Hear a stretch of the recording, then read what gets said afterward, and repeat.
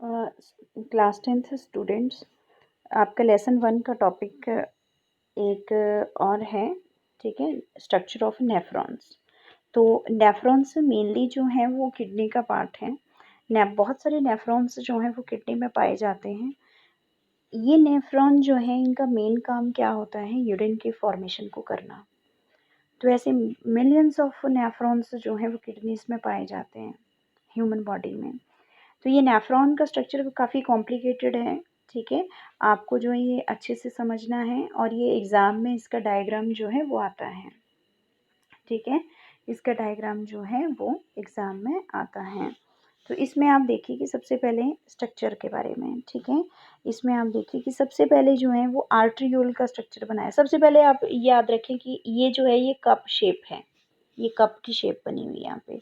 तो cup shape जो है ये कौन सी है, इसको क्या बोलते हैं हम, इस स्ट्रक्चर को बॉमिन कैप्सूल। क्या कहते हैं, बॉमिन कैप्सूल। और इस बॉमिन कैप्सूल में बहुत सारी बॉमिन कैपिलरीज प्रेजेंट होती हैं। ठीक है, क्या प्रेजेंट होती है, बॉमिन कैपिलरीज। तो पूरा ये जो मटेरियल होता है बॉमिन कैप्सूल में, ये जो सारा मटेरियल जो दिख रहा है इसको हम ग्लोमेरुलस के नाम से जानते हैं। Glomerulus, LUS, GLO, glomerulus, MERULUS, glomerulus. Bowman capsule और ग्लोमेरुलस, बॉमिन कैप्सूल, यहाँ पे ये बॉमिन कैप्सूल और ये ग्लोमेरुलस मिलके ये बनाते हैं मल्पीजियन बॉडी।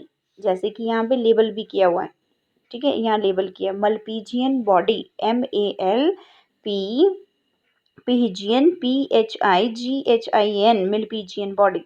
अब इसमें जो है वो एक जो है वो एफिरेंट आर्ट्रियोल है। एफिरेंट आर्ट्रियोल जो है थोड़ी वाइडर होगी, वाइडर मतलब थोड़ी मोटी बनानी है आपने यहाँ पे ये।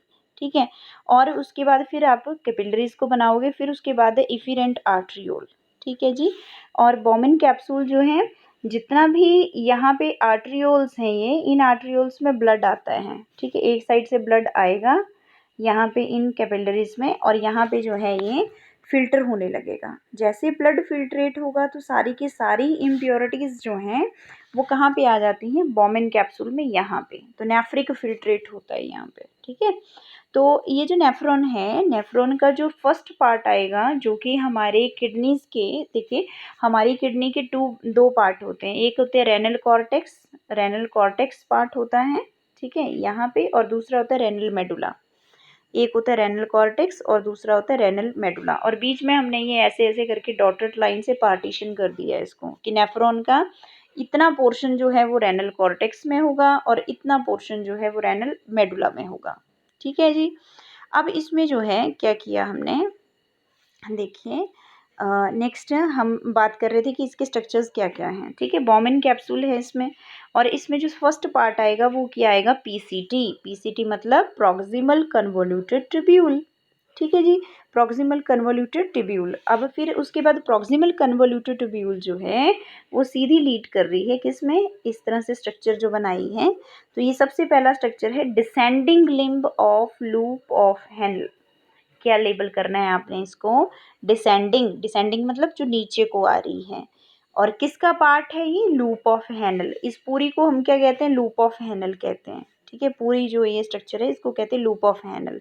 तो लूप ऑफ हेनल का जो ये पोर्शन है, ये कौन सा पोर्शन है, डिसेंडिंग लिम्ब है, जैसा कि यहाँ पे लेबल किया गया है डिसेंडिंग लिम्ब को। ठीक है, descending limb of loop of Henle. ठीक है, ये थिन होती है, ये जो है वो थिन बनाई है एज कंपेयर, और यहाँ पे जो है थिक होती है, ये थिक। और यहाँ पे जो है ऊपर को स्ट्रक्चर है, जो ऊपर को स्ट्रक्चर बना है ये ऊपर को जो स्ट्रक्चर ऐसे बनाया गया है, ये असेंडिंग लिम्ब है, ascending limb of loop of Henle. ठीक है, एक तरफ डिसेंडिंग लिम्ब है, दूसरी तरफ असेंडिंग लिम्ब है। तो जो डिसेंडिंग, यहाँ पे descending limb of loop of Henle है, वाटर इसमें जो है वो जा रहा है। ठीक है, परमिएबल है ये, सोडियम के लिए सोडियम आइंस बनाए हैं, इसके लिए इम्परमिएबल है। ठीक है, देन उसके बाद जो है वो लूप ऑफ हेनल हम इसको लेबल कर रहे हैं। देन हम लेबल कर रहे हैं ascending limb of loop of Henle को, और इसमें देख रहे हैं कि सोडियम आइंस जो हैं वो लूप में चले जा रहे हैं। ठीक है, तो परमिएबल हुई है, यहाँ पे वाटर है। ठीक है, तो यहाँ पे ये जो है, यहाँ पे फर्स्ट था प्रॉक्सिमल पार्ट था, प्रॉक्सिमल पार्ट था ये। प्रॉक्सिमल कन्वोल्यूटेड ट्यूब्यूल, ये लूप ऑफ हैनल, और DCT distal convoluted tubule. Finally जो है वो फिल्टर्ड यूरिन जो है वो कहाँ पे आएगा, कंसंट्रेटेड, यहाँ पे कंसंट्रेटेड यूरिन जो है वो यहाँ से बाहर निकल जाएगा। और ये जो जो यहाँ पे स्ट्रक्चर है, इस स्ट्रक्चर का क्या नाम है, कलेक्टिंग ट्यूब्यूल। क्या कहते हैं इसको, कलेक्टिंग ट्यूब्यूल। ठीक है, कलेक्टिंग ट्यूब्यूल। नेक्स्ट है नेफ्रॉन्स जो हैं वो एक्सक्रीटरी और फंक्शनल यूनिट्स होते हैं किडनी के, राइट। यहाँ पे नेफ्रॉन्स जो हैं वो कैसे यूनिट होते हैं, एक्सक्रीटरी और फंक्शनल यूनिट होते हैं किडनीज के। हर एक नेफ्रॉन के दो पार्ट होते हैं, ठीक है। First is the Bowman capsule. Bowman capsule में क्या होता है कि बॉमेन कैप्सूल की जो कैविटी होती है उसमें ग्रुप बहुत सारी ब्लड कैपिलरीज होती हैं जिनको हम ग्लोमेरुलस कहते हैं, देन इसमें जो है वो क्या प्रेजेंट होता है, जो ग्लोमेरुलस होता है, एक इसमें एफिरेंट आर्ट्रियोल होती है, ठीक है, एफिरेंट आर्ट्रियोल होती है, और एक इफिरेंट आर्ट्रियोल होती है। और बॉमेन कैप्सूल और ग्लोमेरुलस को हम मल्पीजियन बॉडी के नाम से जानते हैं। देन उसके बाद जो है वो क्या है, नेफ्रिक ट्यूब्यूल। नेफ्रिक ट्यूब्यूल में हमने देखा कि जो नेफ्रिक ट्यूब्यूल है वो लॉन्ग होती है, कन्वोल्यूटेड ट्यूब्यूल होती है, और इसके 3 पार्ट्स होते हैं। फर्स्ट पार्ट है प्रॉक्सिमल कन्वोल्यूटेड ट्यूब्यूल, जो फर्स्ट पार्ट है, ठीक है। It is the convoluted part of the nephron. कह रहे हैं कि नेफ्रॉन का ये कन्वोल्यूटेड पार्ट होता है और रेनल कॉर्टेक्स में प्रेजेंट होता है। मैंने अभी पीछे ही आपको बताया कि रेनल कॉर्टेक्स में कौन कौन से पार्ट होते हैं। तो रेनल कॉर्टेक्स में ये नेफ्रॉन का प्रॉक्सिमल PCT जो है वो प्रेजेंट होता है। It is the main site of the, ये जो है वो मेन साइट होती है सिलेक्टिव रीअब्जॉर्प्शन की, जहाँ पे सोडियम की रीअब्जॉर्प्शन होती है। देन उसके बाद यहाँ कॉमा नहीं है, फुल स्टॉप आएगा, ठीक है, फुल स्टॉप। देन उसके बाद है loop of a हैनल। It is a U shaped structure, ये यू शेप्ड स्ट्रक्चर होता है, और इसके जो है वो 2 लिम्ब्स होती हैं, एक थिन वॉल्ड डिसेंडिंग लिम्ब होती है और एक थिक असेंडिंग लिम्ब होती है, ठीक है। Descending limb of loop of Henle जो है वो परमिएबल टू वाटर होती है, यानी कि जो डिसेंडिंग लिम्ब है लूप ऑफ हैनल की, उसमें जो है वो पानी जो है वो बड़े आराम से उसके अंदर जा सकता है, ठीक है। और ये बट सोडियम के लिए ये इम्परमिएबल है, सोडियम आइंस जो है वो इसके बीच में नहीं जाएंगे। बट असेंडिंग लिम्ब जो है वो परमिएबल, इसका बिल्कुल ऑपोजिट है, ठीक है। वो जैसे डिसेंडिंग जो है वो थिक है, असेंडिंग थिक है, ठीक है। डिसेंडिंग जो है वो लिम्ब जो है वो वाटर के लिए परमिएबल है, असेंडिंग जो है वो इम्परमिएबल है वाटर के लिए। तो इस तरह से जो है वो आप इसको डिफ्रेंशिएट कर सकते हैं। देन उसके बाद डिजिटल नहीं है, distal, DISTAL, distal convoluted tubule, ठीक है। तो यहाँ डिस्टल आपने जो है वो डिस्टल लिखना है, distal convoluted tubule, DCT। It is a convoluted part and lies in the renal cortex. कह रहे कि कन्वोल्यूटेड पार्ट होता है और रेनल कॉर्टेक्स में पाया जाता है। जैसे कि मैंने आपको पहले ही बताया कि किडनी के 2 पार्ट होते हैं, एक रेनल मेडुला और दूसरा रेनल कॉर्टेक्स। तो रेनल कॉर्टेक्स में क्या पाया जाता है, DCT पाया जाता है। It opens into the collecting tubule. ये जो है DCT ये कहाँ पे ओपन अप होती है, कलेक्टिंग ट्यूब्यूल में। लास्ट में मैंने बोला ना कि कंसंट्रेटेड यूरिन जो है वो कहाँ पे इकट्ठा हो जाता है, कलेक्टिंग ट्यूब्यूल में। Most of the water is reabsorbed through the DCT। कह रहा है कि बहुत सारा पानी जो है वो दोबारा से रीअब्सॉर्ब हो जाता है DCT की हेल्प से। देन उसके बाद है नेक्स्ट स्लाइड ऑस्मो रेगुलेशन की, ठीक है। नेक्स्ट क्या है, ऑस्मो रेगुलेशन। ऑस्मो रेगुलेशन एक ऐसा प्रोसेस है जिसमें हम ऑस्मेटिक प्रेशर जो है ब्लड का जो है वो रेगुलेट होता है, ठीक है, bye regulating the water content. Body में जितना भी पानी है उसको जो है वो रेगुलेट किया जाता है, और वाटर की जो ऑस्मेटिक प्रेशर है उसको जो है वो मेंटेन किया जाता है।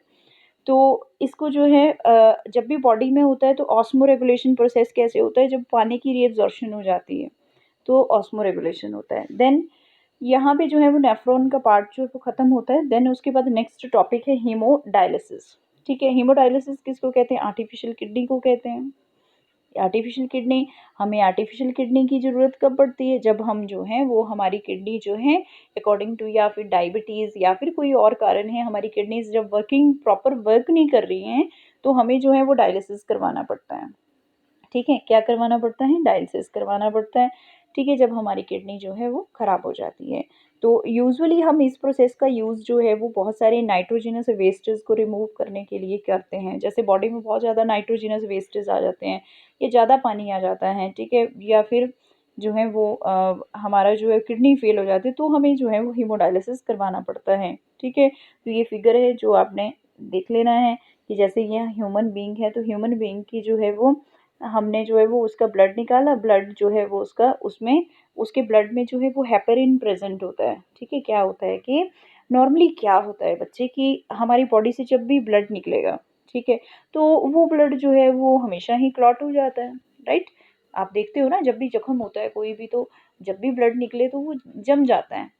ठीक है, तो हमने तो क्या करना है, हीमोडायलिसिस करना है। तो हीमोडायलिसिस में हम किसको फ़िल्टर करेंगे, ब्लड को करेंगे। तो यहाँ पे जो है वो एक लाइन एक जो टिब्यूल बनाया है ऐसे, इस तरह से एक यहाँ पे जो स्ट्रक्चर बनाया है ना, यहाँ पे ये स्ट्रक्चर जो है, इस स्ट्रक्चर में बताया गया है कि ब्लड निकाला उस पर्सन का जिसको जिसकी आर्टिफिशियल जिसकी किडनी जो है वो ख़राब हो चुकी है, उसका हीमोडायलिसिस लगा, यानी कि ये पर्सन है जिसका हीमोडायलिसिस होना है।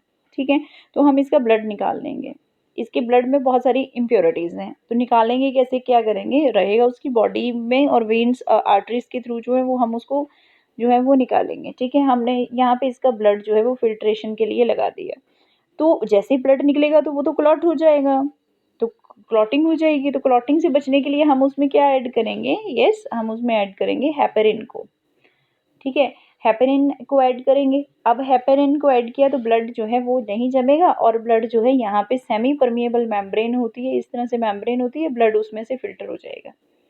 ठीक है, ब्लड फिल्टर हो गया, जितनी भी इम्प्योरिटीज़ थी उनको हमने यहाँ पे निकाल लिया। ठीक है, यहाँ पे डायलाइजिंग सॉल्यूशन भी लेना पड़ता है हमें।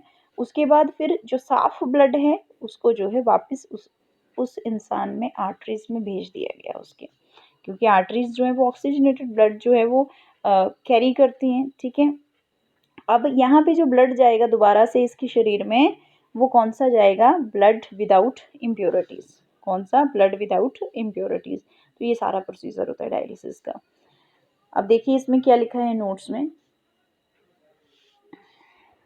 ठीक है, नोट्स में देखिए, नोट्स में लिखा है कि ये जो है वो ये हीमोडायलिसिस टेक्निक जो है बहुत सारे नाइट्रोजनस वेस्टेज को जो है बॉडी से रिमूव करने के लिए, और यहाँ लिखना है आपने excess of water, excess, excess नहीं एक्सेस, यहाँ गलत लिखा है, एसेस नहीं लिखना है, एक्सेस लिखना है। एक्सेस ऑफ वाटर मतलब बॉडी में जितना भी वाटर है, बहुत सारा पानी है, तो उसको रिमूव करने के लिए। ठीक है, और बॉडी में जो पिगमेंट्स हैं, कुछ जो जहरीले पिगमेंट्स हैं, कुछ तो अच्छे होते हैं ना हमारी बॉडी के लिए, कुछ जो है वो हार्मफुल होते हैं, तो हार्मफुल पिगमेंट्स को निकालने के लिए हम हीमोडायलिसिस कर रहे हैं।